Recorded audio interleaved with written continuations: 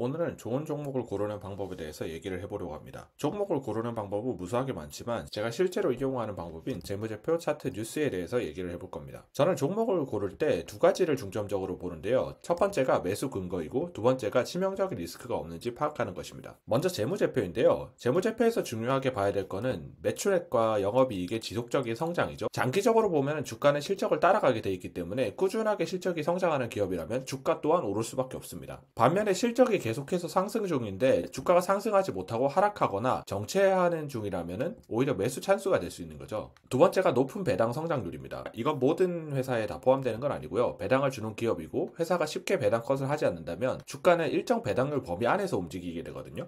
예를 들어서 한 주당 배당금이 1달러였을 때 주가가 50달러였다면 배당금이 2달러로 2배가 커지게 되면 주가 역시 2배까지 상승할 확률이 높습니다. 그렇기 때문에 연 20%의 배당 성장이 있다는 것은 주가 또한 20% 가까이 상승할 수 있다는 거죠. 세 번째가 낮은 부채 비율과 이자 비율인데요. 사업에 따라서 부채를 이용해서 레버리지를 쓰는 게 더 좋은 경우가 있기 때문에 무조건 부채 비율이 높다고 나쁘다고 할 수는 없습니다. 하지만 지나친 부채는 문제가 될 수가 있는데요. 특히 요즘 같은 고금리 상태에서는 이자 비용이 너무 커서 이익을 깎아먹지 않는지 살펴봐야 됩니다. 리스크 관리 차원에서 유동부채가 유동자산보다 많은 종목은 가급적이면 피하는 게 좋겠죠. 마지막으로 높은 ROE를 보이는 종목인데요. ROE는 워렌 버핏이 중요하게 생각하는 지표로 알려져 있는데 개인적으로 20% 이상이면 좋다고 생각합니다. 산업마다 ROE의 기준치가 다르기 때문에 무조건 20% 이상이다 라기보다는 경쟁사보다 높은 게 중요합니다. ROE가 높다는 거는 같은 돈을 써서 더 많이 벌어들인다는 뜻이거든요. 그만큼 경영을 효율적으로 하고 있다는 뜻이고 경쟁사보다 우위를 점할 가능성이 있다는 거죠. 또한 ROE가 지속적으로 높게 유지가 되고 있다는 것은 그만큼 성장하는 시장에 있다거나 혹은 배당을 통해서 계속해서 모수인 자본을 줄이고 있다는 뜻입니다. 그 다음 뉴스에 관한 건데요. 뉴스에는 정말 많은 정보가 있지만 그 중에서 몇 가지에만 집중하려고 합니다. 너무 많은 것들을 보게 되면 오히려 헷갈릴 수가 있거든요. 첫 번째가 펀더멘털을 훼손할 만한 악재가 있는가입니다. 두 번째가 주요 사업이 사양 산업으로 접어들었는가입니다. 세 번째가 이 기업이 지속적으로 성장해온 이유가 무엇이고 앞으로 유지될 가능성이 있는가를 살펴보는 건데요.